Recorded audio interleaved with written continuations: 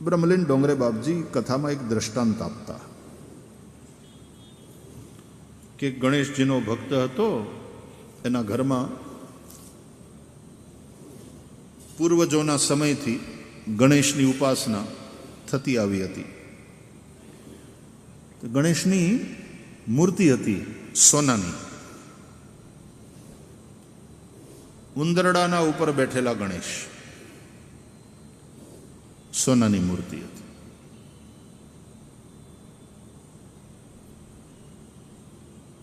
પરિવાર થોડો આર્થિક સંકટમાં આવ્યો. આવું કરાય નહીં, પણ પછી બાધ્યતા હતી, મજબૂરી હતી, એટલે એને ગણપતિ બાપાને વિધિપૂર્વક કહી દીધું, ગચ્છ ગચ્છ સુરશ્રેષ્ઠ, ગચ્છ ત્રૈલોક્ય રક્ષક.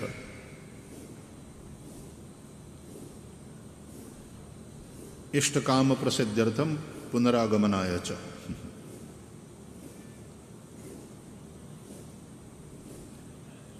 અને પછી હોનાની મૂર્તિ વેચવા કાઢી. પૈસાની જરૂર હતી.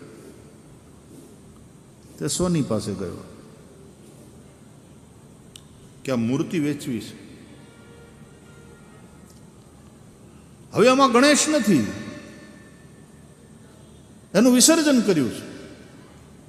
યાદ રાખજો, ભગવાન મૂર્તિમાં નથી, ભગવાન ભાવમાં છે. ભાવે હિ વિદ્યતે દેવો તસ્માદ ભાવો હિ કારણમ.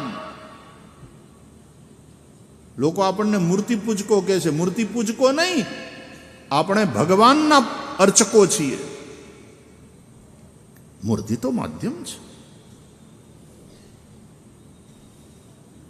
મારે તમારા આત્માની પૂજા કેમ કરવી? લ્યો, મારે તમારા આત્માને કેમ નવડાવવો? મારે તમારા આત્માને, અરે આત્માની વાત જવા દો, એ તો બહુ સૂક્ષ્મની વાત થઈ, અવ્યક્તની વાત. આ વાયુ દેવતા છે, એની મારે પૂજા કરવી હોય તો મારે વાયુ દેવતાને ચાંદલો કેમ કરવો? મારે વાયુ દેવતાને હાર કેમ પહેરાવવો?